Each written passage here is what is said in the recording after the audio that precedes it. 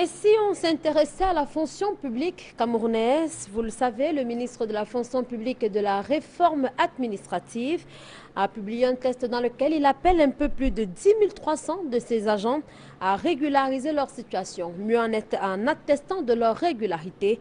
Au service public, Michel Anjangouin s'offusque de ce que des milliers de fonctionnaires émargent et touchent des salaires alors qu'ils sont soit hors du pays ou travaillent en même temps dans le secteur privé.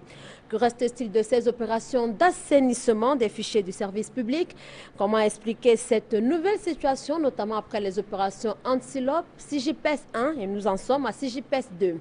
D'autre part, dans une de ses publications cette semaine, Cameroun Tribune fait savoir que pour ce qui est des infrastructures hospitalières, Paul Biya a tenu ses promesses. Le centre des urgences de Yaoundé, l'hôpital gynéco-obstétrique de Douala, l'hôpital de référence de Saint-Mélima, atteste-t-il de ce que l'offre en matière d'accès aux soins est suffisante?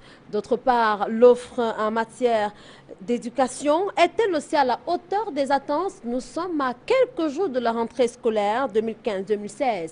Mais entre corruption, cherté du manuel scolaire, ou même rareté, ou même encore l'absence de financement, les parents ont des sueurs froides ces derniers jours. D'ailleurs, le ministre des Enseignements secondaires a estimé qu'il faut professionnaliser l'enseignement, mais il a reconnu que ce milieu est entaché de corruption. Madame, bonjour, messieurs, bienvenue sur Droit de réponse. Droit de réponse est ce programme qui se propose de disséquer l'actualité telle que vue par la presse afin de susciter le débat. Ici, et comme tous les dimanches d'ailleurs, des acteurs de la société civile, des journalistes et des hommes politiques se relaient sur ce plateau pour tenter de nous faire comprendre, d'analyser les faits et surtout de nous faire voir ce que la presse, elle, n'aurait pas pu. Merci donc d'être au rendez-vous de cette édition de Droit de réponse. Je vous retrouve dans un instant avec nos invités. Mais d'abord, nous faisons un tour dans les kiosques pour savoir comment la presse a traité de ces différents sujets d'actualité. Flavien Valondongo, bonjour. Bonjour Sandrine, bonjour à tous les téléspectateurs et même les invités.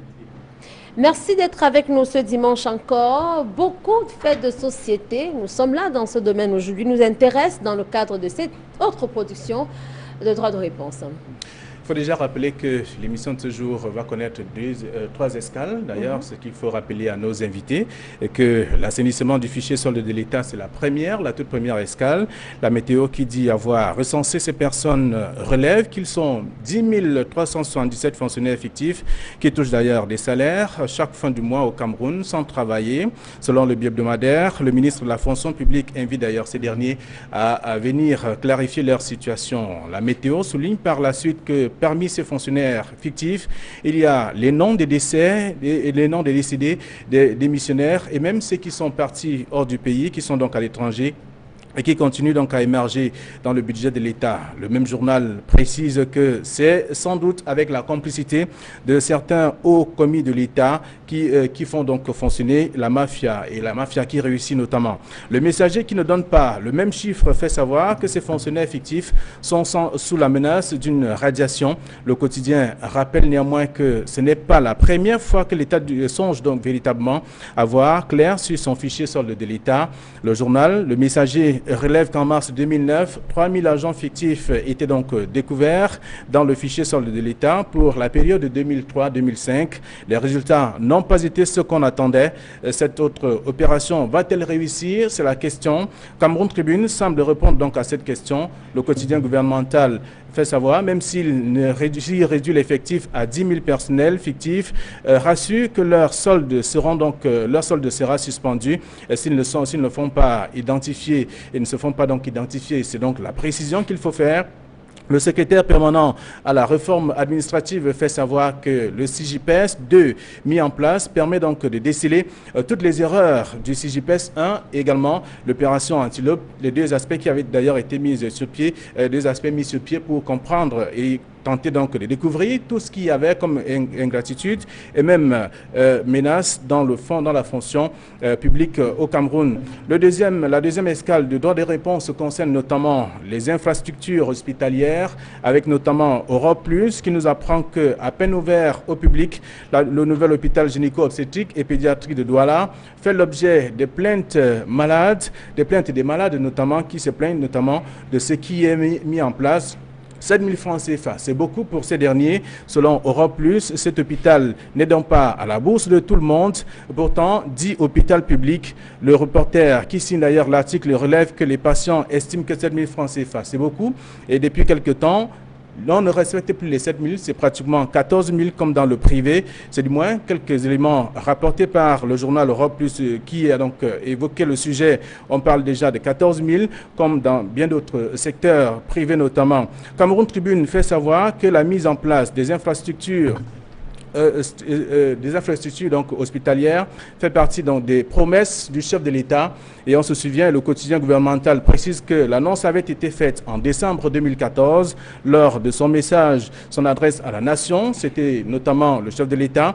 Cameroun Tribune indique que le nouvel hôpital de Douala est un bijou technologique et qu'il faut non pas se plaindre lorsqu'on voudrait avoir des informations de qualité et surtout de la qualité de la santé au Cameroun, avec notamment tout ce qui est mis comme fortune. Il faut donc prouver que les patients paient le prix, notamment. Entre-temps, le quotidien Le Jour nous informe qu'il n'y a plus de sérum antitétanique au Cameroun. Le journal précise que ces médicaments de base est donc introuvable dans les pharmacies et même les hôpitaux. En ce moment, nous apprend le journal que plusieurs victimes du tétanos sont donc à la morgue ou encore déjà enterrées.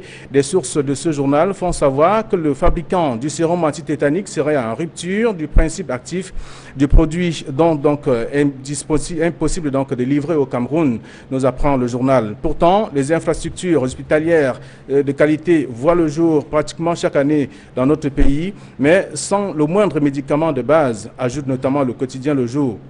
La dernière escale de ce rendez-vous de droit de réponse concerne notamment la rentrée scolaire avec la nouvelle expression qui nous apprend que les parents sont toujours surpris à l'aube de ce début de classe pour le quotidien du Carrefour Bonacoma à Douala. Donc les familles ne savent plus à quel sens se vouer. Si chez les commerçants, on relève que les temps sont durs et que le commerce ne marche pas, ailleurs, on estime qu'il faut préparer la rentrée scolaire dès le départ en vacances. C'est d'ailleurs ce qu'on relève d'ailleurs le journal. Les réactions recueillies par la nouvelle expression. Entre-temps, dans les librairies, ce n'est pas la grande affluence, avec quelques librairies qui cherchent encore preneurs, des livres notamment. Donc les parents pleurent, souligne d'ailleurs le quotidien La Nouvelle Expression également.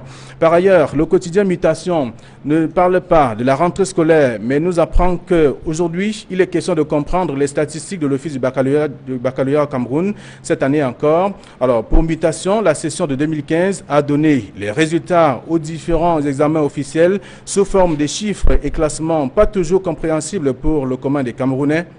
Selon Mutation, c'est un système qui se redoute et qui ressemble notamment au processus électoral au Cameroun, faisant ainsi donc allusion au tripatouillage et autres actions qui entravent notamment la bonne marche des affaires. Voilà l'essentiel donc des sujets de droit de réponse de ce dimanche et à dimanche prochain. Merci Flavien Vallon-Dongoy. On va donc se retrouver dimanche prochain avec d'autres thématiques à débattre dans le cadre de cette édition.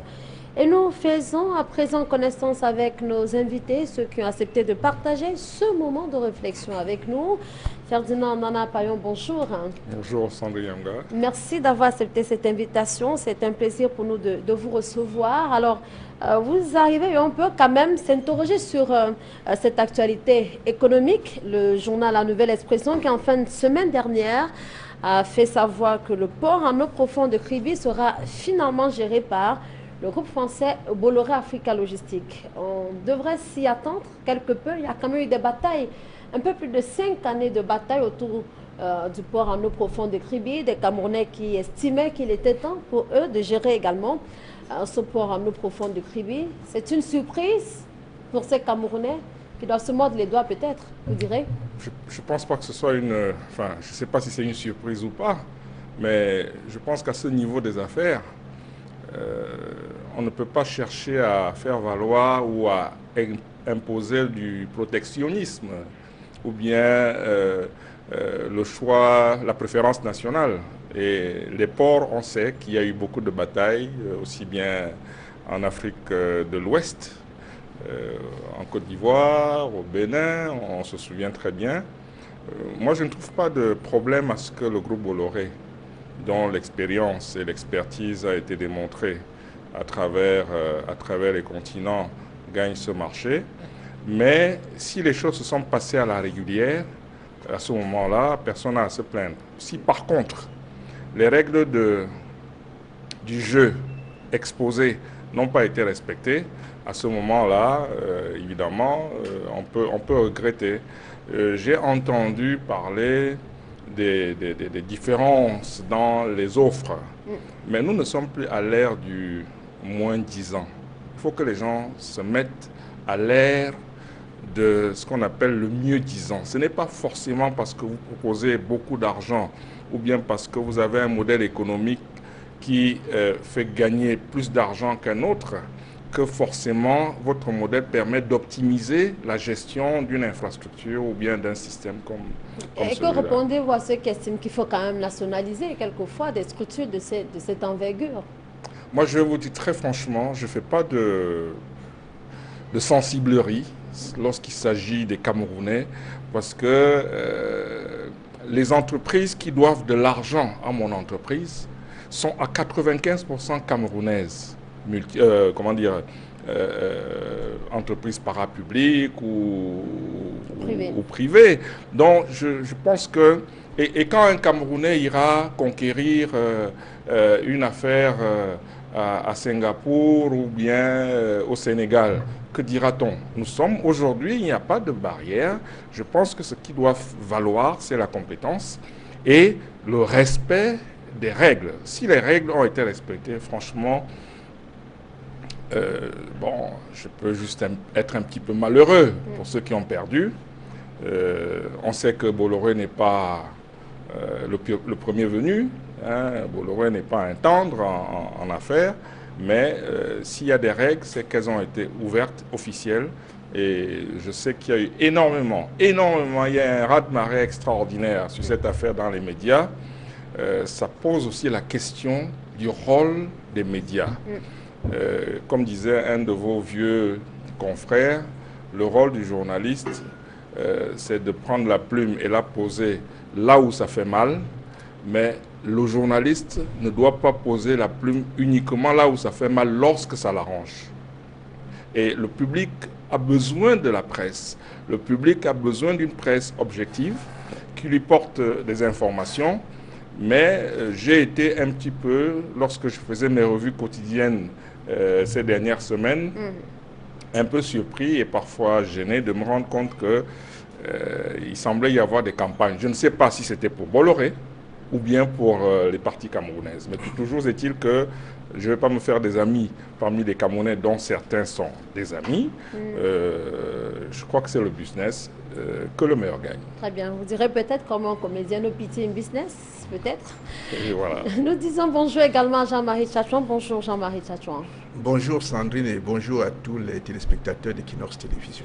Vous êtes journaliste, et bien avec vous on peut s'intéresser à la Commission nationale des routes qui a siégé cette semaine, mais avec quand même compris beaucoup de routes qui sont dégradées. On sait la route entre Bamenda, Babadjou, Santa, on parle également de la route Mbala 2, bien d'axes routiers comme c'est même la nationale numéro 5. Alors, est-ce que la Commission nationale de la route vous apporte jusqu'ici satisfaction? J'aurais bien pu me poser la question de savoir à quoi sert cette commission. C'est d'autant plus que, vous l'avez si bien dit, quand vous faites le tour, n'est-ce pas, de nos routes, eh bien, la situation est criarde. Je reviens de l'Ouest ce week-end et quand j'ai parcouru les rues, n'est-ce pas, de l'axe qui mène à Bayangam, n'est-ce pas, l'arrondissement où M. Souin a été enterré, eh bien, on m'a fait savoir qu'il y a eu une rondelette somme de 50 millions qui a été déboursée pour boucher les trous sur la chaussée. Et donc, quand vous avez vu ça, ça donnait l'envie de vomir. Et cet argent, on ne sait pas d'où c'est venu. Je me souviens également que lorsque j'allais aux obsèques de Mme Françoise Foning, n'est-ce pas, une initiative similaire avait été prise par le gouvernement parce que le Premier ministre devait être au deuil. Et on avait sorti beaucoup d'argent pour, dit-on, n'est-ce pas, boucher les trous sur cet axe. Alors aujourd'hui, à laquelle vous faites allusion, je ne sais pas effectivement à quoi elle sert. Je crois que cette commission, lorsqu'elle siège, doit nous faire un état, n'est-ce pas, de la situation de nos routes. Et si vous voulez, proposer, nous dire clairement quel est le programme d'entretien des routes qui a été mis sur pied, n'est-ce pas, dans le cadre de leurs activités. Certains vont peut-être me dire que cela relève de la compétence du ministère des Travaux publics. Eh bien, cela voudrait également dire simplement que cette commission, en réalité, c'est une commission budgétivore dont le but et l'objectif est simplement, n'est-ce pas, de gaspiller l'argent de l'État. Voilà ce que je peux dire en ce qui concerne cela. Très bien. Merci donc à vous d'avoir accepté cette invitation. Nous disons bonjour à Cyril Sambaka. Bonjour. Bonjour Sandrine, heureux d'être à votre invitation. Merci. Vous êtes vice-président national de l'Union démocratique du Cameroun. Vous êtes à Douala et cette semaine, cette fin de semaine, le Premier ministre y était pour l'inauguration de la cimenterie Dangote, mais la seule image qui a pratiquement frappé tout le monde, ce sont ces officiels, ces autorités pratiquement les pieds dans l'eau. Comment vous avez vécu cela? En fait, nous sommes en saison de pluie à Douala et je dois dire que l'image n'était pas très bonne. Je ne m'y suis pas rendu personnellement, mais j'ai le retour de ce qui s'est passé là-bas et je crois que la cérémonie a été véritablement gâchée et c'est bien dommage parce que pour une fois, on voit un Africain qui investit comme ça au Cameroun, c'est une grande première. Vous savez que de tout temps, quand il y avait pénurie de ciment, on importait. Donc les entrepreneurs camerounais n'ont pas pu faire un pool, tout au moins, pour mettre en place une cimenterie. Monsieur Dangote l'a fait avec des projections. Je dois dire que c'est un incident, c'est la pluie, c'était pas de la volonté de qui que ce soit. Mais je dois dire aussi qu'en même temps, on aurait pu prévoir. Et de tout temps, le problème du Cameroun, c'est surtout cette prévision. On ne prévoit pas, on n'anticipe pas sur un certain nombre de choses. Mais je crois que le fait que l'opération soit là et que le Premier ministre soit déplacé, nous avons apprécié cela parce que si ça peut impulser aussi les Camerounais pour qu'ils se mettent tout au moins ensemble pour essayer d'entrer dans l'industrie et faire des choses, de bonnes choses.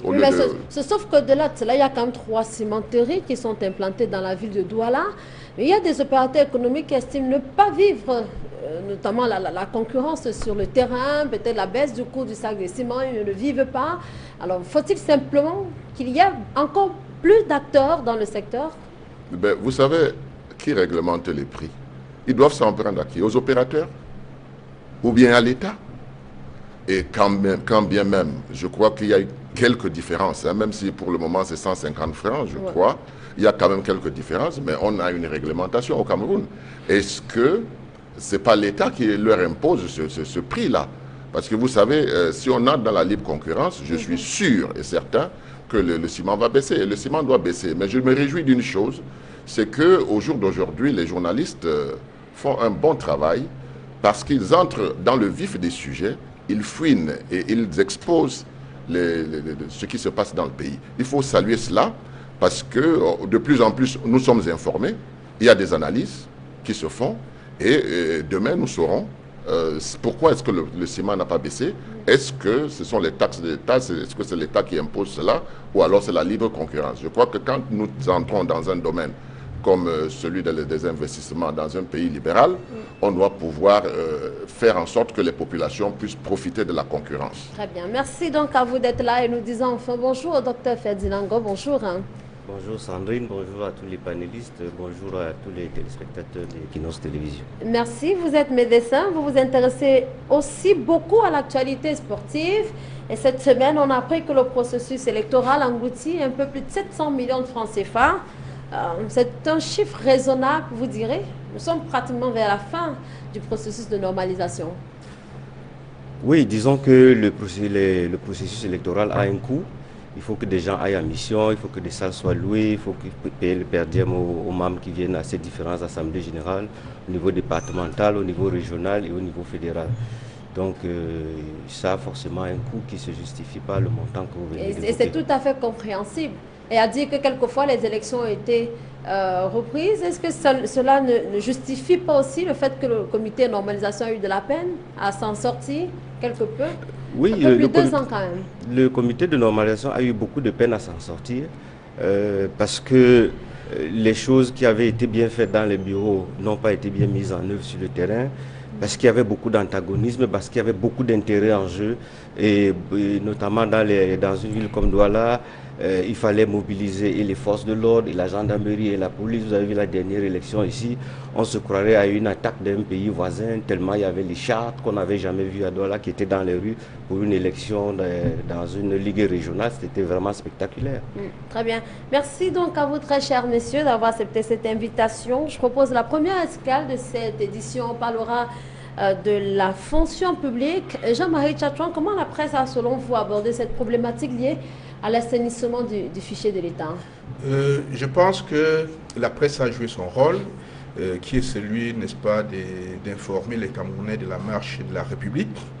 Et il faut signaler que c'est une opération qui ne date pas d'aujourd'hui. C'est une récurrence depuis un certain temps. Et le gouvernement avait déjà, en son temps, je crois dans les années 80, initié un certain nombre d'initiatives visant à détecter les fonctionnaires fictifs, et ce qui avait donné lieu justement à ce que des mesures soient prises pour parer ce genre de situation. Malheureusement, jusqu'à nos jours, la situation perdure, mais il faut insister en disant que la météo qui a été traitée, l'information à sa grande une, a semblé donner une sentence en disant que c'est des fonctionnaires fictifs. Pour le moment, on n'en est pas encore là, à mon sens. Le ministre de la fonction publique, qui est en réalité, si on était dans une entreprise privée, ce qu'on appelle le responsable des ressources humaines, donc le ministre, en tant que responsable des ressources humaines de l'État, a à sa disposition un certain nombre d'indices qui, n'est-ce pas, lui permettent de douter de la qualité de ces fonctionnaires. Et les a donc conviés, n'est-ce pas, à venir apporter la preuve, n'est-ce pas, de leur effectivité au travail. Et je crois qu'au terme de cette procédure du ministre de la fonction publique, on aura les éléments clairs pour pouvoir dire combien n'ont pas pu justifier leur statut et combien sont considérés comme fictifs. Je crois que le tout aussi n'est pas simplement de dire qu'il y a tel nombre de fonctionnaires fictifs. Il faut envisager des mesures qui visent à sanctionner, n'est-ce pas, ceux qui se rendent coupables de ce genre d'actes. Parce que on sait très bien que dans notre administration, dans notre fonction publique, il y a des gens qui sont absents et qui perçoivent un salaire à la fin du mois, et que cela se passe très souvent avec la complicité, n'est-ce pas, des responsables en poste. C'est des filières et c'est des réseaux bien connus. Et donc, il ne faut pas s'arrêter à cet effet de masse qui consiste à dire que, bon, on a détecté tel nombre de fonctionnaires fictifs. Il faut envisager des sanctions, aussi bien des coupables, aussi bien vis-à-vis, n'est-ce pas, des complices éventuels. Alors, avant d'arriver aux sanctions envisagebles, Cyril Sambaka, lorsque vous avez entendu le nombre de 10 377, comment vous avez réagi? C'est un chiffre qui peut surprendre, un chiffre trop gros pour vous? Ben, il va continuer à s'agrandir si on ne se pose pas les bonnes questions. Pourquoi recrute-t-on dans la fonction publique? Moi, je pense que quand on a besoin de monter une opération, on recrute du personnel avec des missions précises. Tout recrutement doit être suivant les besoins. Les besoins pour atteindre un objectif. Alors, quand on a dit cela, je pense que la simple chose, c'est que chacun doit être à son poste. Et ceux qui sont en trop dans leur poste, ça se ressent. Il faut les remercier. Malheureusement, l'administration camerounaise, de tout le temps, a toujours fonctionné comme un dépotoir, où on envoie des gens pour leur trouver un salaire, mais pas pour leur trouver une mission. Donc, des gens peuvent être absents, ça ne se remarque pas, parce que certains n'ont même pas de siège pour s'asseoir. Alors là, c'est très grave. Parce que si on ne remet pas en question le modèle que nous avons choisi, nous n'avons pas de solution. Il n'y aura pas de solution. Parce que depuis Antilope, on a recherché des solutions, on ne les a pas eues, et ça continue en s'agrandissant. Aujourd'hui, nous sommes à 10 000 et poussière. C'est scandaleux. Ce qu'on entend est scandaleux. Et je dois encore saluer la presse parce qu'ils font le relais et ils font les analyses. Parce qu'on va chercher pourquoi 10 000 personnes peuvent recevoir des salaires pendant que des millions sont au quartier, ils n'ont pas de salaire, ils ne travaillent pas. Ceux-là travaillent ailleurs, ceux-là sont partis, etc., etc. C'est un vrai scandale. Et je pense qu'il faut prendre ça au sérieux et se dire, le problème, ce n'est pas de trouver les 10 000, mais c'est de trouver pourquoi est-ce qu'on en est arrivé là. Et donc, dès la racine, pouvoir rétablir l'équilibre, savoir pourquoi on recrute dans l'administration, quelle affectation on doit donner à chaque agent de l'État qu'on recrute, quelles sont ses missions, et petit à petit, peut-être aller vers une administration électronique parce qu'il y a des solutions. Le problème, c'est que nous choisissons des mauvaises solutions parce que ça profite à certains, parce que ça favorise d'autres. Non, je crois que nous devons penser aujourd'hui qu'à 50 ans après les indépendances, ça suffit comme ça. Il faut maintenant développer quelque chose de transparent, quelque chose qui fait avancer le pays, parce que nous disons dans nos discours que nous voulons une administration de développement et on sait le faire. Très bien. Alors, Ferdinand Nanapayon, Cyril Sambaka s'interroge quand même sur les recrutements qu'il y a au sein de la fonction publique. Chaque année, on dirait, à chaque fois, il y a quelquefois des recrutements qui sont lancés pour tel ou pour tel poste. Ils se demandent si ce ne sont pas finalement des recrutements folklorique. Est-ce que ce n'est pas du saupoudrage quelquefois? Moi, je ne suis pas tout à fait d'accord parce que tout est urgent dans notre pays. Donc, peut-être que c'est la méthode. C'est dans la méthode, effectivement, je me rapproche de ce qu'il a dit, mais les besoins sont là. Une petite précision, il me semble qu'il s'agit davantage des contractuels de l'administration, pour l'instant. Exact. Qu'il s'agisse des contractuels de l'administration.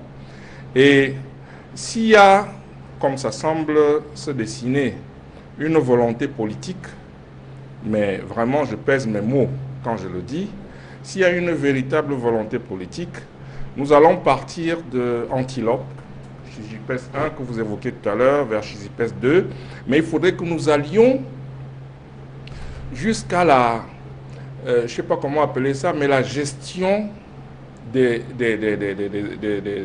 agents de l'État par ministère. Parce qu'en réalité, le problème, c'est quoi? C'est qu'effectivement, le ministre de la fonction publique et de la réforme administrative est le RH, grand RH. Mais au sein de chaque ministère, il y a un responsable des ressources humaines. Et comme vous savez, le caractère de mobilité des fonctionnaires ou des agents de l'État, quelqu'un au ministère des Finances. Et un jour, il est affecté au ministère de l'Agriculture. Il n'est plus géré par le RH du ministère des Finances et il est plutôt géré par le ministère de l'Agriculture. Celui du ministère de l'Agriculture peut ne pas forcément savoir s'il est là ou pas. Les 10 000, les 25 000 et les autres recrutements que je qualifie de massifs n'ont pas, de mon point de vue, été faits comme ça devrait être fait. Parce que vous avez... Et donc vous rejoignez quelque peu Cyril Sambaka qui parlait de saupoudrage. Vous estimez par exemple que le recrutement des 25 000, c'est un recrutement massif? Oui, c'est massif, d'accord, mais ce n'est pas parce que c'est massif qu'on doit aller balancer 100 jeunes dans un ministère, sans même que le responsable des ressources humaines, qui lui-même les balance dans les différents services, ne les rencontre, ne les voit. Et donc, effectivement, vous avez une bonne partie de ceux-là, d'après les informations que j'ai eues, une bonne partie de ceux-là qui ne se sont pas présentés, mais qui continuent déjà des marchés. Il y en a qui sont partis de France, de Danemark, etc., ou il y en a qui travaillent dans une microfinance ou bien dans un établissement privé de la place, qui a postulé, qui a été retenu parmi les 25 000, mais lorsqu'il s'est rendu compte que le salaire était de 80 000 ou de 120 000 francs, il a dit, bon écoutez, moi ça ne m'intéresse pas, mais il n'a pas démissionné. Et c'est là où le problème se pose, c'est que les dirigeants, évidemment, les dirigeants sont les responsables, mais ils ne sont pas les seuls responsables. Parce que ceux qui viennent prendre la place des millions, comme disait Sambaka, de jeunes qui sont au quartier, qui parfois sont leurs voisins, parfois même leurs frères dans la maison, est-ce que vous pouvez imaginer, comprendre que dans une maison, 2 enfants, il y en a un, les 2 ont une licence, il y en a un qui est au chômage, mais il y a un autre qui a la chance d'avoir un emploi et qui a été recruté parmi les 25 000 et touche 2 salaires. Donc la question de la morale se pose.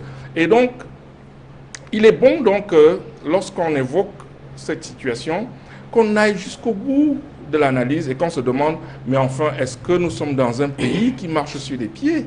Parce que ce n'est pas normal que quelqu'un qui a postulé, qui a été recruté et qui s'est désisté, continue de toucher un salaire qui aurait pu profiter à son voisin de palier ou à son frère. Ça, c'est le véritable problème. À mon avis, il faudrait en profiter pour interpeller la conscience des uns et des autres. Et tout le monde n'est pas tricheur. Il y en a qui sont décédés, qu'on retrouve sur cette liste-là. Ça pose aussi maintenant le problème du fichier d'état civil qui n'est pas informatisé. Parce qu'il y a beaucoup de gens qui sont morts et dont on n'a pas déclaré la mort et dont leur salaire continue de passer pendant des années. Parfois même, il y a des gens qui, dans le même service, savent très bien que cette personne n'existe plus, savent très bien que normalement son statut doit changer, mais bon, un peu de laxisme, un peu de complicité, mais nous sommes tous, chacun à son niveau, responsables d'une situation comme celle-là. Alors, serait-ce donc finalement là, Ferdinand Ngolle, le goulot d'étranglement de cette situation? Qui expliquerait cette situation?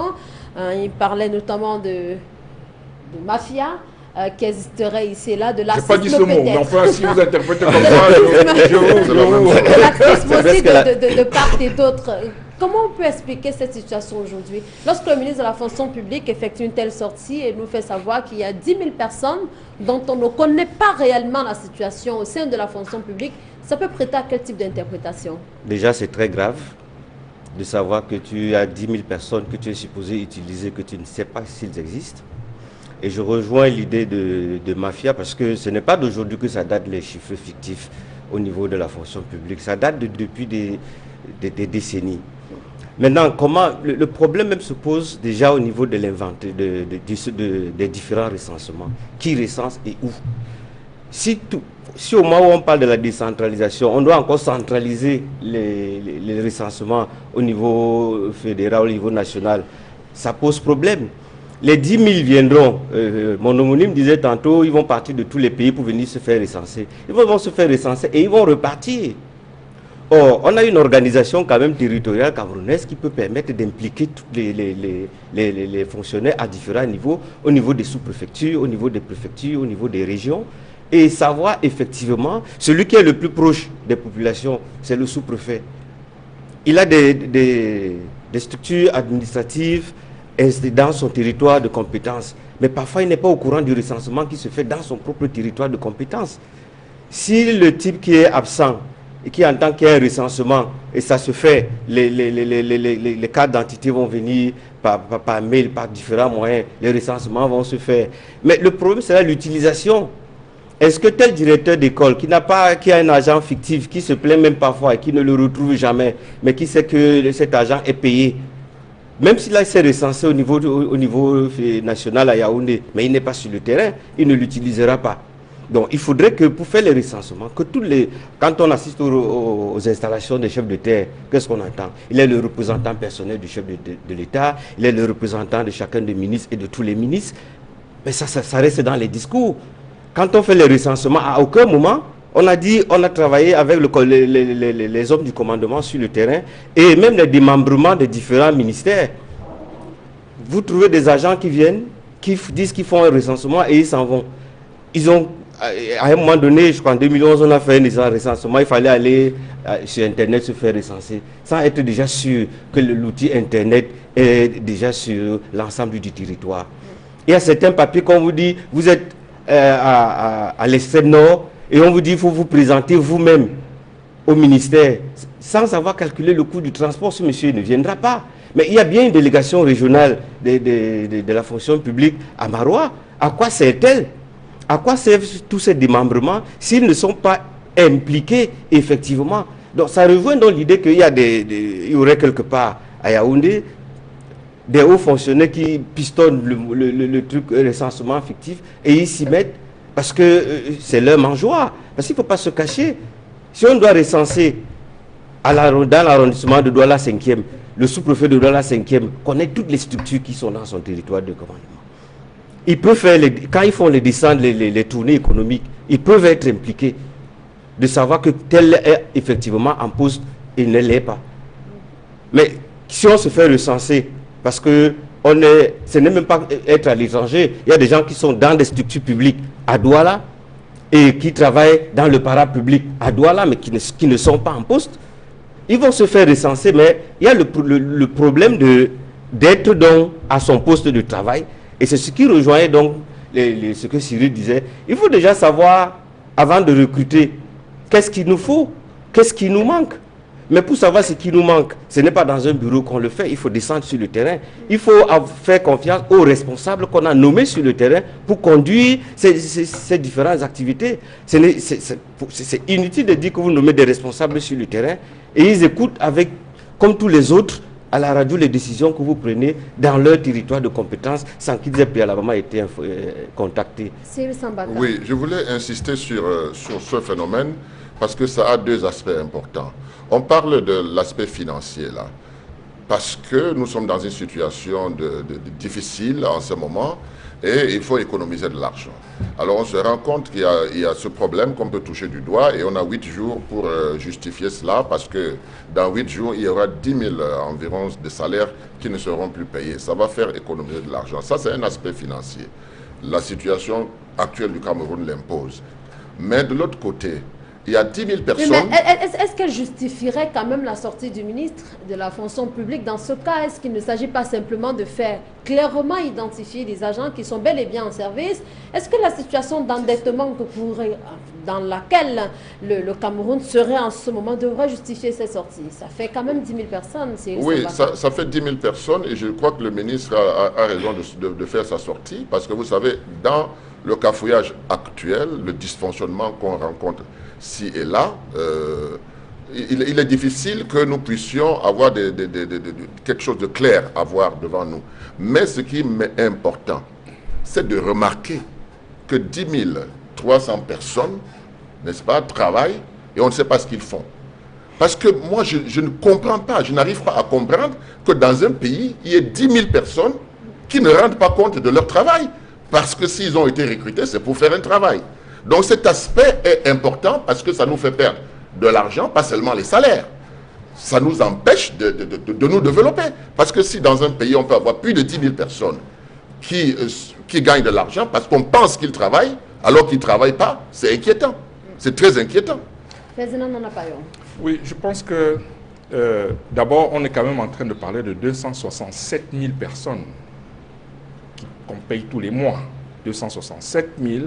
Et sur 267 000, s'il y a 10 000 qu'on n'arrive pas à situer, c'est énorme, mais ça peut se comprendre si on regarde le système dans lequel on fonctionne. D'un côté... Vous pensez que c'est un gap qui est gérable, qui est raisonnable entre 267 000 et 10 000? C'est un gap inadmissible, mais compréhensible. Et on dira recenser jusqu'ici, parce que le secrétaire permanent du ministère a bien fait savoir qu'il y a d'autres listes qui pourraient être rendues publiques dans les tout prochains jours. C'est pour ça que je dis que s'il y a une volonté politique, on risque de vivre un véritable tremblement de terre. C'est-à-dire qu'on n'a pas encore abordé la question des fonctionnaires, qui, soit dit en passant, c'est moins grave, à mon avis, que les contractuels, enfin les agents de l'État, parce que les fonctionnaires, au moins, on sait, ça respecte un peu ce que Sambaka disait tout à l'heure, on affecte quelqu'un à un poste, ce qui n'est pas le cas, par exemple, des 25 000 qu'on a envoyé d'ici, et puis on demande au ministère chacun de mettre là où ils veulent mettre les gens. Mais il faut comprendre que le système qui, Antilope, je pense, a été mis en place lors des périodes d'ajustement structurel dans les années 92-93 et SIJPES qui est venu après. L'un gère les salaires et l'autre gère la carrière. C'est-à-dire que si vous avez un avancement, eh bien, il y a un qui est informé, mais si tant que vous n'informez pas l'autre système qui lui gère les salaires, eh bien, vous allez faire 5 ans, 10 ans à un nouveau poste sans bénéficier de ces avancements. Aujourd'hui, ce qu'ils sont en train de faire, c'est de fusionner les deux vers SIJPES 3. Mais il ne faut pas qu'on s'arrête là. Parce que demain, on n'aura pas 10 000, on aura un peu moins. Mais il faut aller plus loin, faire en sorte que chaque ministère gère et ses fonctionnaires, ses agents de l'État, et les salaires. Parce que le problème que les RH ont dans les différents ministères ne sont pas les mêmes que les responsables de ressources financières ou matérielles, par exemple. Je veux dire que le directeur des ressources humaines dans un ministère, vous venez le voir juste quand vous voulez aller en maternité ou bien pour des congés, quand vous prenez des congés, parce que soit dit en passant, ce n'est pas l'apanage des agents de l'État. Eh bien, ces RH, je ne suis pas sûr qu'ils meurent à la tâche. Donc, il faut leur trouver une forme de nouvelle vie. Il faut qu'eux aussi aient du personnel à gérer et des salaires à payer. Et justement, si sur 267 000, disons 270 000 personnes qu'on doit gérer au quotidien, on n'arrive pas à trouver 10 000 parce que ils n'ont même pas de chaise pour s'asseoir. Et si on compte le nombre de personnes qui n'ont pas de chaise, ce ne sera pas 10 000. Alors comment vous pouvez donc vous dire que vous allez surveiller des personnes dont vous ne connaissez pas l'affectation? Parce que comme je prenais l'exemple tout à l'heure de celui qui est parti d'un département à un autre. Donc ce n'est pas évident, mais il faut saluer, à mon avis, l'audace. Ouais. Parce que je peux vous garantir que c'est une affaire qui date de, quelqu'un a parlé de plusieurs décennies, qui date de plusieurs décennies, et tout le monde connaît les solutions.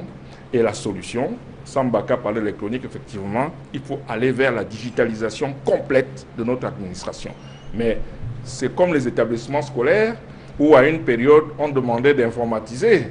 Eh bien, les dirigeants d'établissements pour qui ça aurait été une aubaine, qui avaient 10 000 élèves, mais qui ne voulaient pas qu'on déclare les 10 000, mais qu'on déclare les 5 000, paradoxalement ne s'intéressaient pas à l'informatisation des établissements. C'est donc la même chose, c'est-à-dire que l'être humain sera là juste pour injecter ce que les Anglais disent le garbage, et ils sortiront également, mais on saura que c'est lui qui a mis les gens fictifs, parce que c'est lui qui a le code pour le mettre en machine. Très bien. Quels sont donc finalement les responsables de cette situation? Non, moi, Sandrine, je suis un peu étonné parce que les uns et les autres raisonnent comme si, en réalité, le nombre important de fonctionnaires faisait en sorte que l'État n'ait pas les moyens pour les contrôler. À mon sens, ce n'est pas ça la question. La question, je l'ai dit en début d'émission, c'est qu'il y a des complicités. Moi, je connais, par exemple, un enseignant de lycée qui vit aux États-Unis, mais qui se partage le salaire, qui fait partager son salaire ici au Cameroun avec le proviseur. Ça dit chaque mois, le proviseur s'arrange à avoir une partie de son salaire et le reste est reversé, n'est-ce pas, à sa famille. Donc ça, c'est un problème des filières qui existent et qui est très bien, qui est très haut placé. Donc, tant qu'il n'y a pas de volonté politique qui consiste, n'est-ce pas, à démanteler le réseau, parce que c'est un réseau, tant qu'il n'y a pas de volonté politique, rien ne peut avancer. Vous mettez, si vous mettez, si vous informatisez le système, je crois d'ailleurs que CJPES visait à informatiser ce système, donc c'est supposé exister. Et donc, quel que soit le système informatisé qu'on met en place, tant qu'il n'y a pas une volonté politique qui vise à démanteler le réseau, même ceux qui vont mettre ce système en place vont le mettre en place de manière à alimenter. Est-ce que la volonté politique suffit s'il n'y a déjà pas de volonté personnelle pour ces agents de vouloir se mettre en règle? Non, je vous dis, ceux de ces agents qui volent, parce que c'est le vol, volent l'argent de l'État, ils ne le font pas seuls, ils le font avec des personnalités haut placées au sein de l'administration. Donc, s'il est question de veiller à ce que ça se passe bien, en protégeant, n'est-ce pas, ceux qui se rendent coupables de cette pratique, on n'aura pas avancé. Mais l'informatisation, si vous permettez, l'informatisation empêchera les complicités. Et quand vous parlez de CJPES, il faut dire aux gens que le problème, par exemple, de cette informatisation, la limite de ce système, c'est que l'un gère les carrières, c'est-à-dire les avancements, les recrutements, et l'autre gère les salaires. Donc, ce n'est pas possible de pouvoir gérer. Prenons l'exemple dans un hôtel. Lorsque les hôtels se faisaient manuellement, vous alliez au restaurant, vous mangiez, et puis à la réception, on vous faisait payer votre chambre. Lorsque vous partiez de l'hôtel, si le restaurant ne signalait pas que vous avez une facture là-bas, eh bien, vous laissiez une ardoise. Aujourd'hui, tous les hôtels qui se respectent sont informatisés. C'est-à-dire qu'il n'y a qu'un seul système. Si vous allez prendre le petit déjeuner à 9 h et que vous quittez votre chambre à 10 h, lorsque vous faites votre check-out, immédiatement la machine signale que vous avez consommer un petit déjeuner. Et alors, la complicité ne peut pas se faire avec le client. Et c'est exactement la même chose si on la ramène donc, à ce niveau macro. Donc, je suis d'accord avec vous que c'est la complicité, mais un système qui a les failles. Et s'il y a une volonté politique, j'insiste là-dessus, c'est pour ça que j'ai pris l'exemple des établissements scolaires. S'il y a une volonté politique, on va digitaliser tout le système et il y aura toujours des fraudeurs, hein, parce que c'est l'homme qui est... Mais ça va être limité. Justement, ça va devant une machine en train de tenter de l'informatiser. Alors, finalement, Ferdinand, les solutions, on a parlé tout à l'heure de l'informatisation. Il y a quand même qu'après la publication de cette liste, il y en a qui ont dit, nous sommes là, nous travaillons, mais comment expliquer le fait que nous sommes appelés à nous identifier? Le ministère parlait d'une attestation de présence. Est-ce que cela démontre aussi les failles qu'il y a même dans l'identification même, au niveau même de ce ministère-là, du personnel en service? Je l'ai déjà dit, il y a beaucoup de failles. Et lui, il disait tantôt, il y a des complicités. Je crois qu'il faut aller plus loin.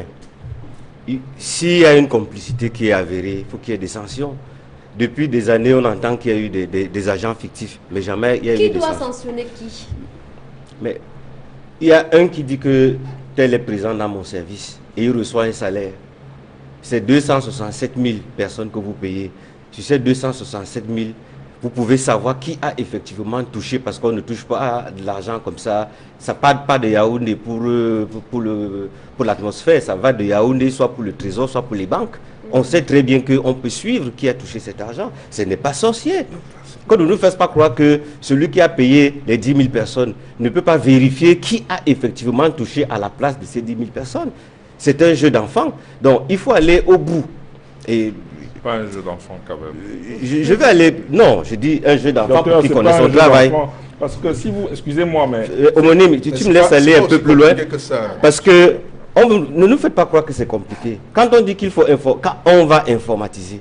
Mais quand on va informatiser, c'est celui qui va introduire les données. Ouais. Si on revient à l'exemple de l'hôtel, qui est encore infinitésimal par rapport à la gestion des ressources humaines, si vous avez mangé à la cuisine, ce n'est pas la machine du restaurant qui introduit, mais c'est l'homme qui introduit. Tout à fait. Si l'homme a introduit 1000, vous recevrez 1000. S'il faut des complicités, si vous avez mangé 10 000, vous demandez au type d'introduire 1000 parce qu'il aura un jeu. C'est le type vous êtes d'accord avec moi qu'en informatisant, ça limite de manière considérable ce genre de complicité? Oui, mais c'est déjà de quelle informatisation on parle? C'est déjà informatisé. Les données, les salaires... L'informatisation, peut-être qu'il faut signaler, juste préciser que CGP, c'est bien le système informatique et de gestion intégrée des personnels d'État et de la c'est comme ça qu'il s'appelle. C'est un système informatique. Exactement. Ou alors supposé être informatique. Je crois que c'est très important de revenir dessus. Parce que quand on dit informatiser, ça ne veut rien dire. Il y a des programmes. Il y a des programmes électroniques. C'est de ça qu'on parle. Je prends un exemple. Vous allez au ministère. Vous suivez votre dossier. Vous allez à la porte 111, 112, 113, 114, 115, 150. Votre dossier disparaît là-dedans. Il y a des logiciels aujourd'hui qui font en sorte qu'il y ait un guichet unique. Vous déposez votre dossier, il fait ce parcours et on sait à quel niveau votre dossier se trouve parce que vous le récupérez dans 10 jours. Alors ça, c'est un système qu'on met en place. Prenez l'exemple des multinationales. Ils font pas de sorcellerie. Ils suivent. Chacun a son poste de travail, chacun sait ce qu'il a à faire, il est suivi. S'il n'a pas fait son travail en temps et en heure, le logiciel le dit. Et ma foi, on n'a pas besoin d'avoir des gens derrière eux. Donc chacun fait son travail. Ça existe. Avec le laxisme qu'il y a au Cameroun, avec la façon de faire qui date de décennies. Mais il faut bien qu'on ait un électrochoc, qu'on mette en place un nouveau système qui va mettre les gens au travail, qui va mettre le cœur à l'ouvrage. Mais en même temps, ce n'est pas la première fois que ce type d'opération a lieu. On se souvient qu'en 2009, il y avait un peu plus de 2000 agents fictifs. Mais c'est précisément donc le mot informatisé qu'il faut analyser. Parce que quand on dit informatiser, je peux saisir les données, ça suffit. Non, il suffit d'un vaste système qui permette de suivre et de déceler là où les problèmes se posent. Et de trouver des solutions. Les sanctions viennent d'elles-mêmes. Parce que si vous allez aux États-Unis, quand vous avez fauté sur votre feuille de route, n'est-ce pas, votre clé pour entrer dans la société ne fonctionne plus. Parce que vous avez outrepassé, vous êtes licencié d'office. Mais c'est de ça qu'il s'agit. C'est pas les moyens pour pouvoir mettre tout ça. Mais oui, ça a un coût. Ça a un coût. Et je crois qu'il y a la Côte d'Ivoire qui est en train de tenter cela. Ça coûte 50 milliards que la Côte d'Ivoire met là-dessus. Mais ça rapporte quoi à l'État? Ça rapporte énormément parce que les Camerounais vont avoir le cœur à l'ouvrage. Les Camerounais sauront que quand j'ai fauté, voilà le règlement. Et ma clé ne peut plus me permettre d'entrer à mon bureau. Je suis licencié. Alors, on va sortir de cette problématique, hein, si vous le voulez bien, pour avancer dans cette émission. Je propose à présent d'évoquer les infrastructures hospitalières. Le journal Cameroun Tribune, à une de ses unes, justement, cette semaine, estime que Paul Biya a tenu ses promesses en matière d'infrastructures hospitalières. La presse est également partie de l'ouverture au public de l'hôpital gynéco-obstétrique de Douala. Mais est-ce qu'elle a pu faire, Jamaï Tchatchouan, finalement, l'état du système sanitaire au Cameroun? Je pense que le ministère de la Santé publique, cette semaine, vous l'avez dit, a procédé à l'ouverture officielle de l'hôpital gynéco-obstétrique de Yassa. Et on ne peut pas nier que cela constitue une bouffée d'oxygène, n'est-ce pas, en ce qui concerne les infrastructures hospitalières dans notre pays. Mais il y a un problème qui va se poser, c'est que au-delà, n'est-ce pas, de l'offre en infrastructure, il faut aussi que le Camerounais lambda soit capable et les moyens, n'est-ce pas, pour se faire soigner dans ces centres-là. Et du coup, ça pose un réel problème de pouvoir d'achat. Et ça fait que très souvent, lorsqu'on regarde la carte sanitaire de notre pays, en réalité, si vous regardez très bien, ce n'est pas les hôpitaux qui manquent, même si on constate de gauche à droite des centres de santé clandestins. Ce qui fait problème très souvent, c'est la capacité du Camerounais lambda à pouvoir, n'est-ce pas, se donner les moyens pour obtenir les soins dont il a besoin. Donc, c'est bien pour l'État de multiplier, n'est-ce pas, les centres, mais il est aussi bon de regarder les coûts. Europe Plus nous a parlé de 7 000 francs qu'il faut débourser par 7 000 francs officiellement, initialement prévus pour accéder à cet hôpital qui est réservé prioritairement à la mère et à l'enfant. Dans les faits, on en est déjà à 14 000 si on s'en tient aux informations d'Europe Plus. Je crois que c'est trop pour une ville comme Douala où les gens souffrent énormément. Et donc, le tout n'est pas d'avoir des hôpitaux. Le tout aussi, c'est de mettre le standard, le prix au niveau du Camerounais moyen. Et vous prenez un exemple, par exemple, sur le paludisme. Le chef de l'État, par décret, a rendu gratuit le traitement du palu au Cameroun. Chez les enfants de moins de 5 ans. Chez les enfants des... Le paludisme simple, de 0 à 5 ans. Âgé de 0 à 5 ans. Le paludisme simple. Mais dans la réalité, quand vous allez à l'hôpital avec un enfant qui souffre de cette maladie, dans les centres publics, l'examen est gratuit, mais le traitement n'est pas gratuit. Donc vous voyez, quand vous faites l'examen gratuitement, mais pour, n'est-ce pas, prendre, n'est-ce pas, en charge les soins, vous devez débourser de l'argent. Le diagnostic est peut-être gratuit, mais maintenant dans les autres types d'accès vous comprenez que pour mieux organiser et améliorer le système de santé dans notre pays, je crois qu'il faut commencer par revoir les mécanismes, mettre en place, nous avons un homme politique là, mettre en place les mécanismes qui puissent renforcer le pouvoir d'achat des Camerounais, qui puissent permettre à chaque Camerounais de pouvoir se soigner convenablement, de pouvoir aller à l'hôpital chaque fois qu'il est malade, sans réfléchir où est-ce que je veux prendre l'argent pour acheter les comprimés. Alors, docteur Ferdinand Ngor, vous qui connaissez très bien ce milieu-là, pour vous aujourd'hui, est-ce que l'offre est suffisante? Disons que l'offre est suffisante, mais il faut remettre chaque chose à sa place. Il y a une organisation structurelle de la santé dans notre pays. Il y a les centres médicaux d'arrondissement, il y a les hôpitaux de district, il y a les hôpitaux régionaux et il y a les hôpitaux de référence. Au niveau des hôpitaux de référence, le problème ne se pose pas. Au niveau des équipements, c'est le top en termes de qualité. Mais est-ce que... Vous croyez, l'hôpital général de Douala, par exemple, il me semble que c'est un hôpital de référence. Mais lorsqu'on parle, par exemple, de rupture pour les séances d'hémodialyse, on dirait encore que c'est le top en matière d'accès aux soins. Oui, mais on ne prend que cet aspect pour ceux qui souffrent d'insuffisance rénale. La rupture peut être un fait de gestion et non un fait de la volonté politique qui a mis en place la structure. C'est-à-dire que je mets en place une structure d'hémodialyse.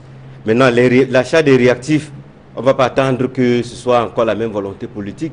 Peut-être qu'à un moment donné, il y a le rythme de sortie des réactifs qui s'est accéléré parce que les malades ont été plus nombreux ou alors parce qu'il y a un afflux qui est venu de Yaoundé ou d'autres régions. Mais ça ne veut pas dire qu'il n'y a pas l'appareil. La présence de l'appareil, c'est une chose et son utilisation en est une autre. Donc, je crois qu'il ne faut pas faire l'amalgame entre les deux. On a des hôpitaux qui, même au niveau de la ville de Douala, qui ont des équipements qui, pour une raison ou pour une autre, sont sous-utilisés. Si vous prenez l'hôpital de district de Deido, par exemple, il y avait à sa tête le docteur Bitan, qui était un excellent chirurgien, qui faisait des interventions chirurgicales à longueur de journée, même le week-end. Donc, le bloc opératoire était utilisé en plein régime. Le docteur Bitan passe, je crois, par son bon travail. Il a eu une promotion, il est directeur de centre des urgences à Yaoundé, mais il est remplacé par un autre médecin, mais qui n'est pas bon chirurgien, mais qui est très bon cardiologue. Ça veut dire que maintenant que la cardiologie va se développer, et il fait de la cardiologie de haut niveau au niveau de l'hôpital des districts de Deido, le bloc opératoire va servir pour les circoncisions.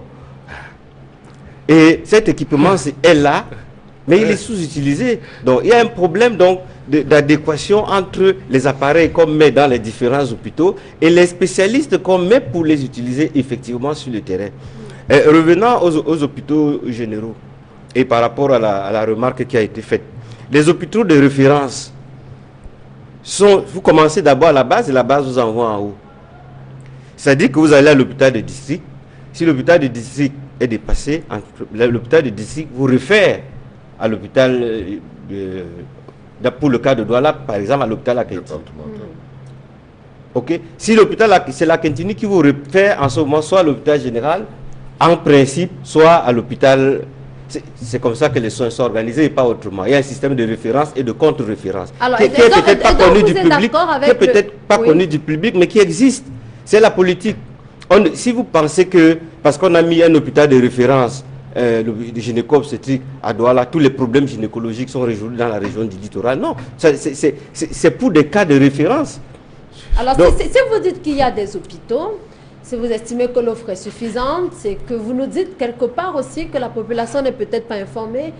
Y a-t-il pas une petite contradiction? Les hôpitaux devraient quand même servir pour les populations, Dr Ngor. Oui, qui vous nous dit que les hôpitaux ne sont pas au service des populations? Pour le moment, le problème n'est pas au niveau de la disponibilité des hôpitaux, mais de leur peut-être accessibilité financière.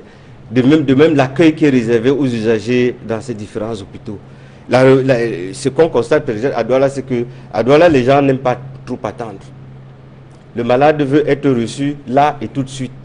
Or, le malade, les anglo-saxons l'appellent patient, c'est-à-dire patient. Le malade est fondamentalement patient. Mais ce n'est pas le cas dans notre contexte. La douleur est-elle patiente? Oui, la douleur n'est peut-être pas patiente, mais lorsque c'est une douleur, ça devient une urgence, il y a les services d'urgence. Donc, il ne faut pas faire l'amalgame sur ces... Alors, c'est Cyril Sambaka, le président de la République en 2014, justement, lors de son discours le 31 décembre de cette année-là, faisait savoir qu'il faut revoir le système sanitaire, il faut ouvrir des hôpitaux de référence un peu partout pour que l'accès aux soins se rapproche davantage des populations. Et en l'espace de quelques mois, on a eu l'ouverture de l'hôpital de référence de Saint-Ménima, le centre des urgences de Yaoundé, l'hôpital de Douala. Finalement, les promesses du chef de l'État ont-elles été tenues, de votre point de vue? C'est très, très embarrassant pour moi de voir les choses en ces termes-là. Parce que moi, je suis un homme politique et je pense que avoir des hôpitaux de référence, des plateaux techniques sophistiqués, c'est très bien. Mais quand dans le fait concret, les populations de Douala, par exemple, comme dit le docteur, avaient à Deido quelqu'un qui se sacrifiait même le dimanche pour faire des opérations pointues, et qu'on ne l'envoie pas à la Quintini, et qu'on l'envoie directement à Yaoundé, cela pose un problème de gestion. Vous comprenez? Parce que ça ne suit pas le cheminement que ça devrait suivre. Donc, ça, c'est déjà un problème. Deuxièmement, je crois que les hôpitaux de référence, on ne peut même pas encore les juger parce que l'hôpital obstétrique, d'après mes renseignements, je ne sais pas si c'est vrai, mais je crois que ce sont les Chinois qui l'ont mis en place hein, et qu'il y a un système qui doit se mettre aussi en place d'adaptation, n'est-ce pas, aux appareils chinois hein, et même à la langue chinoise parce que tout est chinois là-bas. Il faut bien qu'il y ait une adaptation. Un médecin, c'est quelqu'un qui a fait des études, dont l'adaptation ne va pas prendre beaucoup de temps. Mais je ne sais pas si entre le moment où on l'inaugure et aujourd'hui, tout ça a déjà été fait. Contrairement à ce que j'ai appris, il y a encore des études à faire. Il y a énormément de choses à mettre en place. Donc j'ai dit, est-ce que ce n'est pas un fait d'annonce? Parce que de même côté, il est intolérable qu'on comprenne que dans un hôpital, il manque des seront, par exemple, oui, on ne puisse pas dialyser parce que l'équipement, pas l'équipement, mais les consommables sont en rupture. Il y a même d'autres qui sont allés dire que c'est le fabricant. Non, j'ai dit non. S'il y avait un problème de rupture, ça se saurait dans le monde entier parce que c'est tout le monde qui se soigne. Donc le problème, c'est la gestion. Il y a un problème de gestion des stocks, il y a un problème de conflit entre les Camerounais. Et je dois dire... Quel type de conflit, Cyril Sambakang? Mais les conflits de compétences, celui-là qui met la peau de banane à l'autre. Pourquoi? Parce qu'au Cameroun, on a bien remarqué cela et on a voyagé à travers le monde pour se rendre compte que des Camerounais pris individuellement sont des gens valables. Mais dès qu'on les met ensemble pour travailler, ça devient un autre problème. Vous avez vu l'action, le gouvernement, comment ça fonctionne. Ça fonctionne comme ça aujourd'hui partout. On a laissé pourrir les choses et aujourd'hui, il y a des dysfonctionnements partout. Donc nous souffrons des dysfonctionnements. Nous ne souffrons pas des équipements. Nous ne souffrons pas des compétences de nos médecins. Mais nous souffrons du dysfonctionnement sur le plan administratif. C'est ça qui est un problème aujourd'hui au Cameroun. Alors, de votre point de vue, Ferdinand Napayon, le Cameroun a-t-il mal à son système sanitaire? Non. Non. Tout se passe bien? Tout devrait se passer bien. En décembre dernier, j'avais invité une éminente personnalité, M. Pape Diouf, pour un forum à Yaoundé. Et il venait en 3 ou 4 jours de faire 30 000 heures de vol. Donc il avait des problèmes de vertige. Je l'ai amené chez le professeur Mbengono, qui est ORL, réputé, que tout le monde connaît. Elle a soigné, elle lui a prescrit quelque chose, et elle a recommandé à un de ses jeunes confrères qu'elle a formé au CUS à l'époque, au CHU.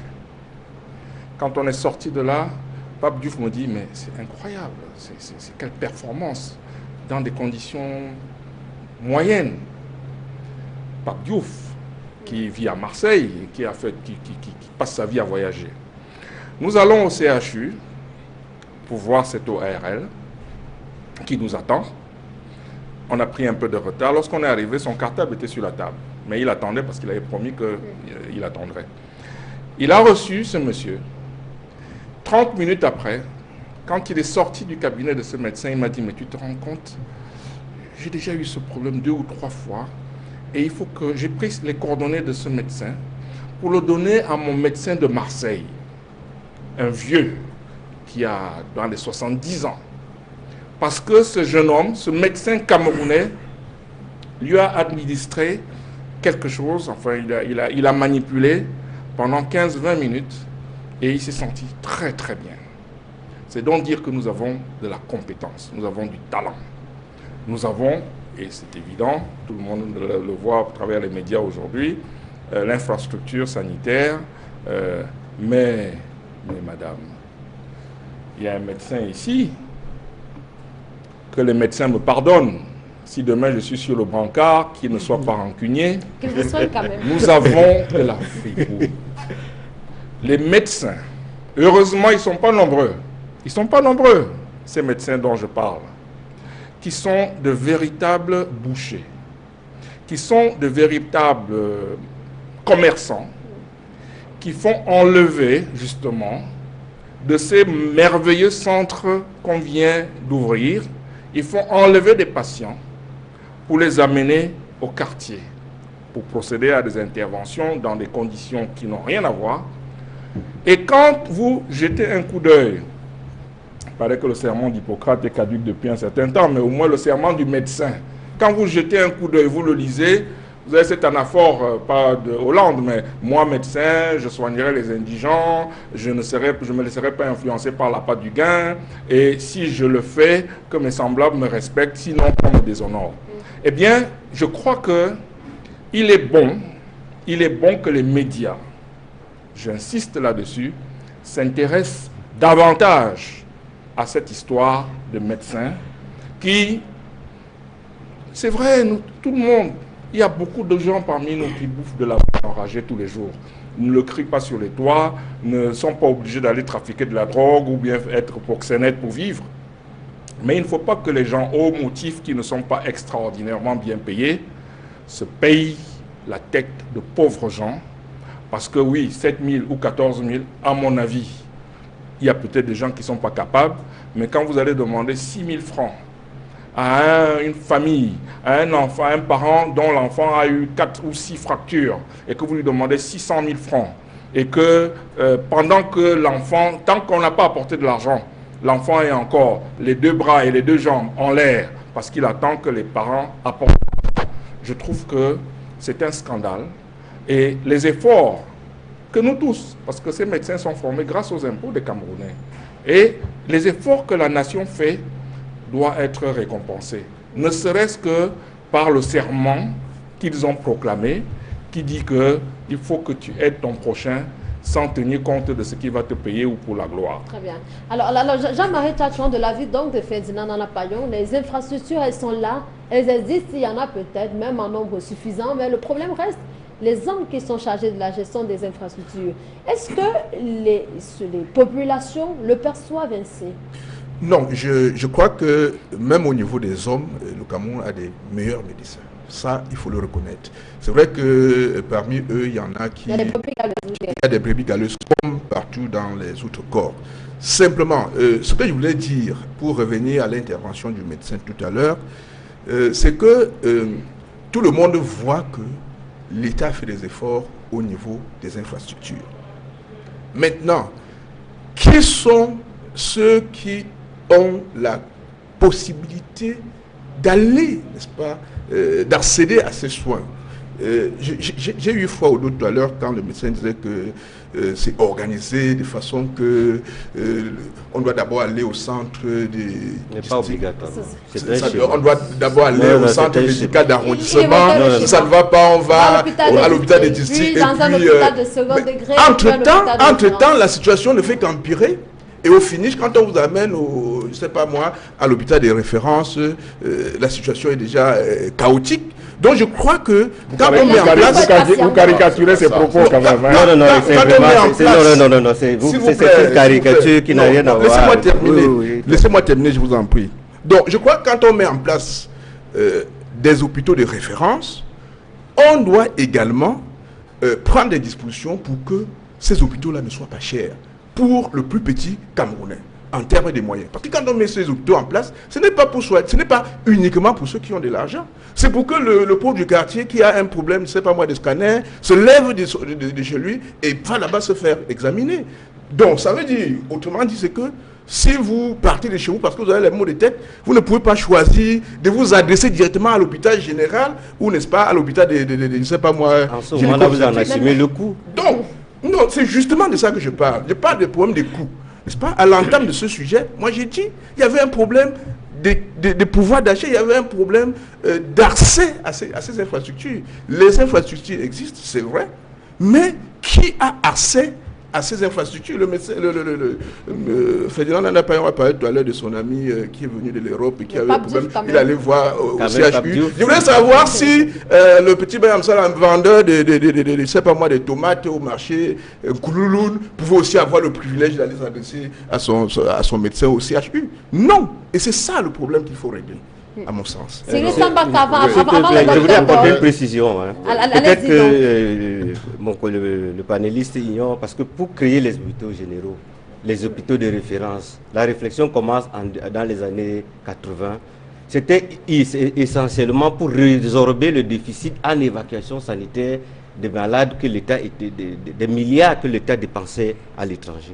C'est pour ça que la réflexion, c'est comme ça que la réflexion a commencé pour la création de ces hôpitaux généraux et ces hôpitaux de référence. Ce n'est pas simplement du jour au lendemain qu'on a dit faisons les hôpitaux, c'est l'analyse.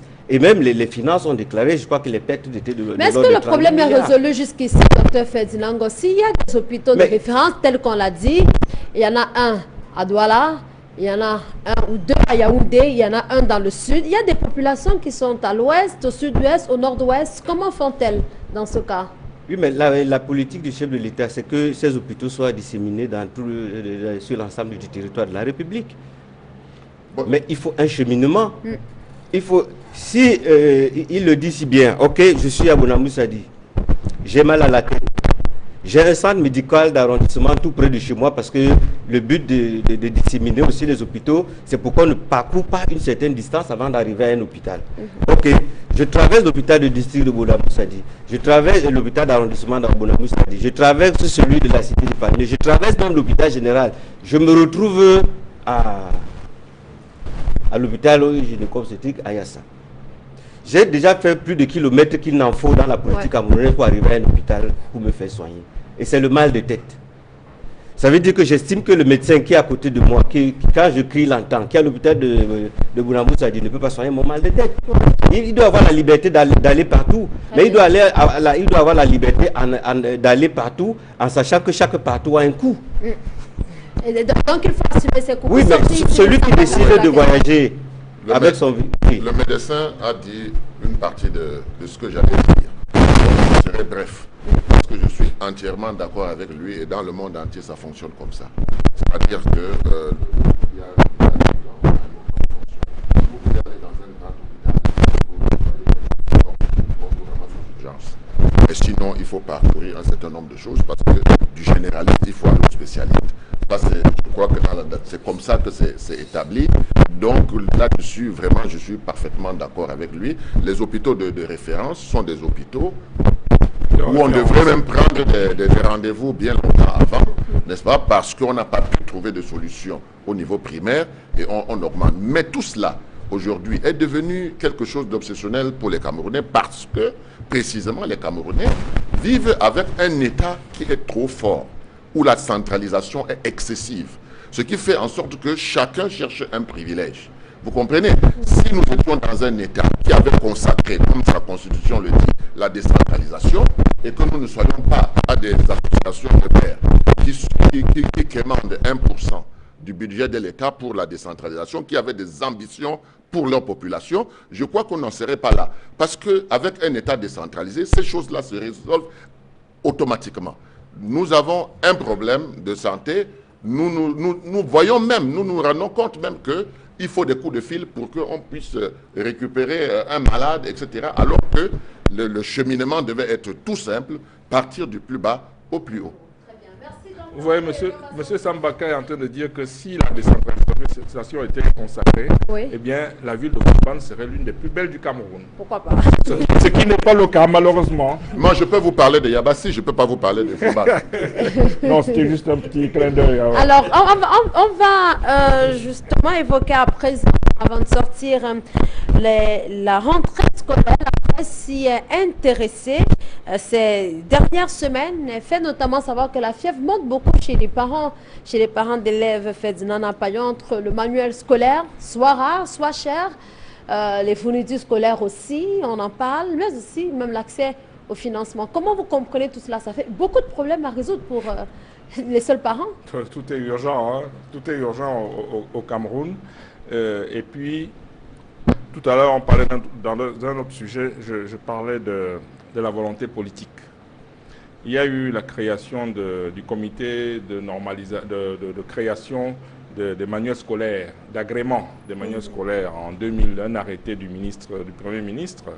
Et lorsque j'avais lu cet arrêté, je voyais que le contenu était vraiment quelque chose qui promettait énormément. Et notamment l'accessibilité et la disponibilité du livre. Mais quand on demande que les livres qu'on va mettre au programme soient sur la table du ministre 5 mois avant la prochaine rentrée, c'est-à-dire en avril, la loi aurait, enfin l'arrêté aurait pu dire que le ministre doit signer cette liste-là, cet agrément, 5 mois avant. Mais il ne le fait pas. Ça veut dire quoi? Ça veut dire que si ça arrive 5 mois avant sur la table du ministre et que ce jour-là, il est convoqué au TCS, il peut trouver pas de temps pour pouvoir signer la liste. Et donc, résultat des courses, en septembre, il y a des livres qui ne seront pas au programme. Vous voulez dire que c'était le cas cette année qui s'achève? On se souvient très bien que le ministre des enseignements secondaires a fait un tour. C'était une question ou bien vous me posez là une question, oui. C'est ça? Bon, mais je continue sur la première Allez-y. question. Voilà. Eh bien, vous avez aujourd'hui, comme c'est un marché qui est saisonnier, c'est à chaque rentrée scolaire qu'il y a ce raz-de-marée, etc. Ceux qui en profitent le plus, c'est ceux qui font dans le faux. C'est-à-dire que les pratiques de contrefaçon ont inondé le marché du livre, notamment les manuels scolaires. Vous allez retrouver dans un même titre, une même édition, un livre avec un exercice à la page 76, alors que l'original propose l'exercice à la page 86. Alors, le prof va faire le secours et il va dire « Faites-moi l'exercice de la page 76 ». L'enfant qui est en 6e va aller faire son exercice, mais ce ne sera pas l'exercice que le prof a proposé. Il va demander pour préparer le cours de lundi, faites-moi les pages 12, 13 et 14. Mais les pages 12, 13 et 14 ne correspondent pas au chapitre. Alors évidemment, c'est bien gentil de le dire, mais ce qui est grave, c'est que ceux qui le font, c'est ceux que je vois à travers vos médias, qui se réunissent pour dire que désormais les livres seront là, qui se réunissent pour dire que désormais les prix sont homologués par le ministre, nous allons le respecter. Mais quand vous allez dans leur entrepôt, je voudrais prendre au défi les services du contrôle du ministère du Commerce qui font un travail extraordinaire, d'aller dans quelques magasins, mais des magasins qui ont pignon sur rue, et d'aller au back-office. Ils vont se rendre compte que les livres homologués qui sont acceptés, qui sont au programme et dont les éditeurs sont officiels vont être exposés. Mais quand vous allez commander ce livre-là, du fait qu'il n'existe pas sur le marché, on va aller dans l'arrière-boutique, vous sortir le même livre, mais ce sera un faux. On va même vous le vendre légèrement moins cher pour vous être agréable. Mais ça, on le sait. Et l'un des représentants de syndicats que j'ai vu parler dans les médias la semaine dernière est intervenu auprès de ma modeste personne parce qu'il y a un de ses poulains, un de ses protégés qui avait été arrêté dans une région, je ne la citerai pas pour ne pas passer pour quelqu'un qui stigmatise, eh bien parce qu'il devait être déféré. Et il m'appelait pour que j'intervienne auprès de l'éditeur qui avait découvert le poteau rose. Donc, c'est scandaleux, c'est scandaleux, et il serait bon que les pouvoirs publics aillent jusqu'au bout.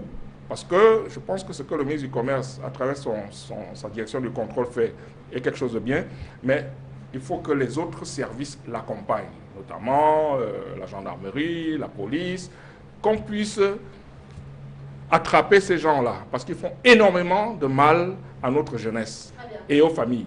Alors, Jean-Marie Tchalfon, on en a parlé du problème même spécifique des livres, mais au-delà de ça, il n'y a que les parents se plaignent également de ce que chaque année, les livres au programme sont changés, ce qui des axes aussi quelquefois, ceux-là même qui sont à la charge de l'éducation des enfants. C'est-à-dire, par exemple, que vous avez dans une famille des enfants dont les classes se suivent, il est difficile pour vous de pouvoir les suivre également avec les manuels qui sont au programme. Comment il est possible de justifier ça? Je crois que cela rentre dans le tâtonnement de l'administration, du gouvernement en matière de politique éducative dans notre pays.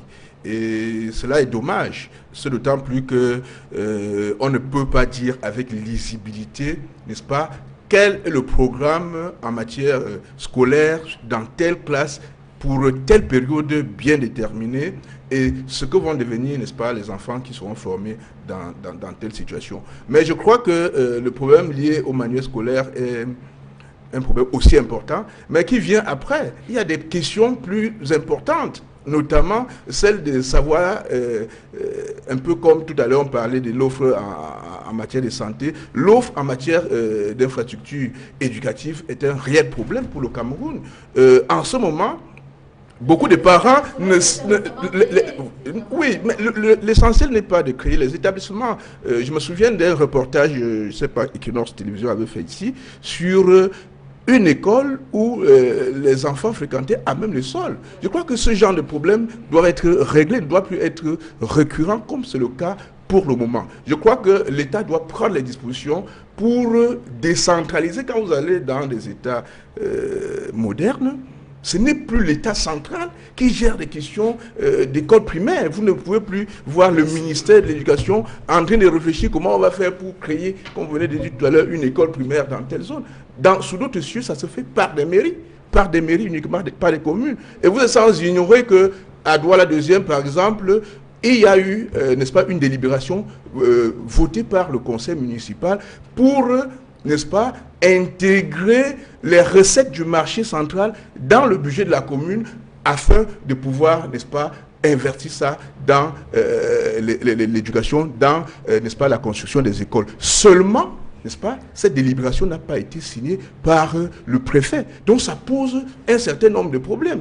Il faut que l'administration, en général, prenne conscience de ce que les enfants ont le droit d'aller à l'école. C'est une obligation de l'État que d'offrir aux Camerounais, n'est-ce pas, l'offre éducationnelle dont ils ont besoin. Alors, juste en une minute, justement, tout à l'heure évoqué les questions liées ou les problématiques, les problèmes liés à la décentralisation. Et là, avec Jean-Pierre, il estime que au niveau de la décentralisation, l'aspect éducatif devrait être pris en compte, notamment dans la distribution des paquets minimum qui arrivent très souvent 8 mois après le début de la rentrée scolaire.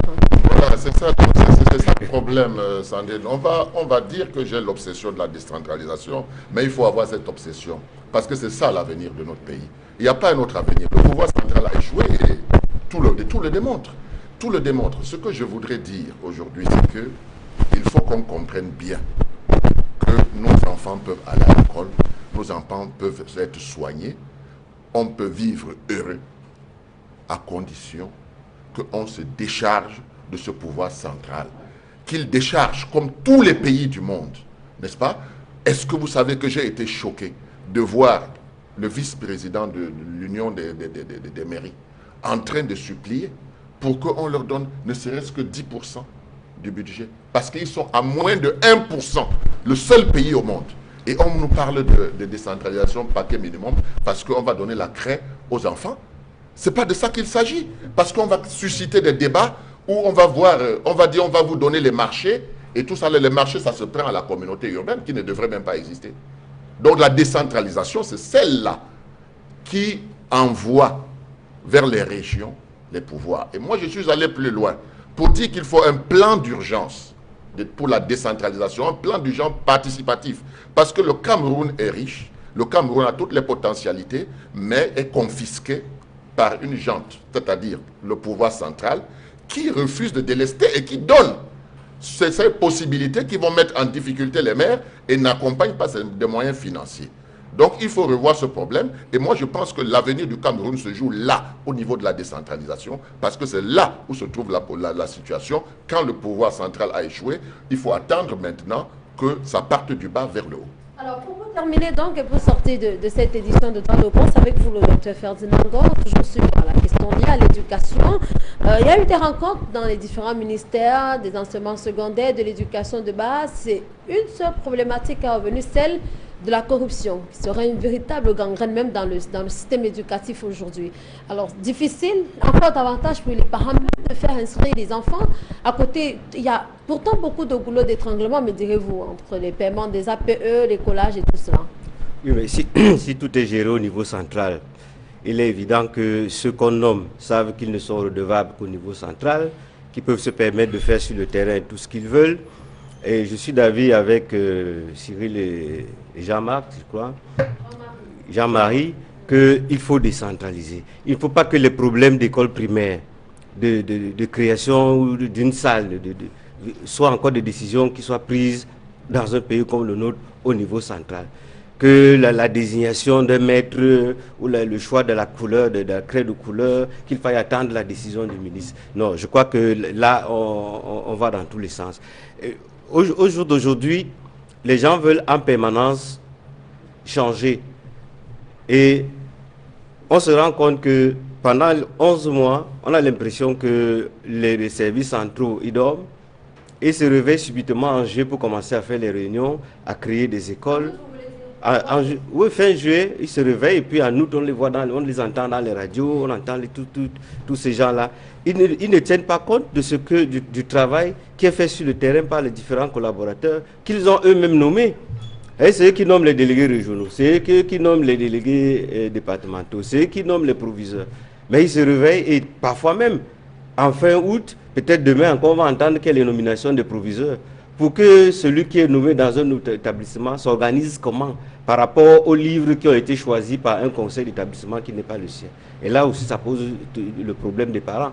C'est-à-dire que sur une seule matière, Yaoundé ne prend pas une décision, lui qui veut toujours prendre des décisions, il vous envoie 10 livres et chaque conseil là dedans choisit son livre. Là, ça fait problème. Sur une matière, vous avez un nombre. C'est-à-dire que dans une ville comme Douala, vous pouvez avoir 10 établissements qui n'utilisent pas le même livre pour la même matière. Donc, c'est tout ça là qui pose ces problèmes aux parents, parce que le parent qui a un enfant en 6e, il sait que celui quand il va aller en 5e, son petit frère va prendre ses cahiers ou bien ses livres pour la moitié, mais il arrive que pour le même établissement, on change tout. Et ça pose problème puisque c'est comme ça que c'est prévu. Dans la Commission nationale du livre a fort à faire, hein, Ferdinand. Oui, ils ont fort à faire. Parce que ce qu'il évoque là, si par exemple vous avez l'aîné qui est au cours en 5e et que vous lui laissez vos livres lorsque vous passez en 4e, l'aîné qui est en 4e pourra faire des répétitions à son second parce que c'est un livre qu'il a maîtrisé pendant toute une année. Or, la solution, c'est qu'on revienne sur cet arrêté et que, par exemple, au lieu de dire que tous les ans, on évalue et on propose des titres, qu'on dise que voilà, on va proposer des titres pendant 3 ans. Ça permet d'un coup que ça résolve ce problème qui est social, économique et puis même sur le plan éducatif intéressant, même pour l'enseignant. Parce que, comme disait le docteur, lorsqu'on dit livre de français, on propose au programme 3, parfois 4 livres, ce qui n'est pas réglementaire. 4 livres de français, et c'est maintenant au chef d'établissement ou bien au chef du département de la langue française dans l'établissement de choisir le livre qu'il veut. Ça ouvre à la porte à des négociations. Vous allez voir des éditeurs qui font la queue, comme les délégués médicaux, pour proposer leurs ouvrages avec des arguments que vous pouvez imaginer. Résultat des courses, on choisira ce livre. L'année prochaine, si ce n'est pas vous qui êtes chef de département, ben vous choisissez l'autre. Évidemment, parce que l'autre, quand il est avec votre prédécesseur, donc ce n'est pas intéressant. Et on ne peut pas, dans les familles, lorsqu'il y avait cette possibilité d'échanger des livres en famille, les familles économisaient des milliards de francs chaque année. Donc au moins qu'on puisse quand même respecter cela, qu'on ne se dise pas qu'on est de passage dans ce pays, c'est notre pays, et donc il ne faut pas que les gens s'asseyent et décident que bon, ok, tu n'es pas venu me voir cette année, et bien ton livre ne sera plus au programme, parce que c'est ce qui se passe, hein. Une caricature, mais en gros c'est ça. Très bien. Merci donc à vous, très cher monsieur, merci d'avoir accepté cette invitation. Nous vous remercions, vous, docteur Ferdinand Ngor. Merci d'avoir été là. Nos remerciements également à Cyril Sambaka, qui a été de la partie, Jean-Marie Tchachouan, le remerciement aussi à vous, et nous disons enfin merci à Ferdinand Nanapayon pour avoir répondu favorablement à cette invitation. Merci à vous, monsieur. Avec plaisir, merci. Très bien. Merci également à vous, madame, monsieur, d'avoir été au rendez-vous de droit de réponse ce dimanche. On va se retrouver dimanche prochain. S'il plaît à vous revoir. Passez d'excellents moments en compagnie des programmes de cette chaîne. À très bientôt. Au revoir.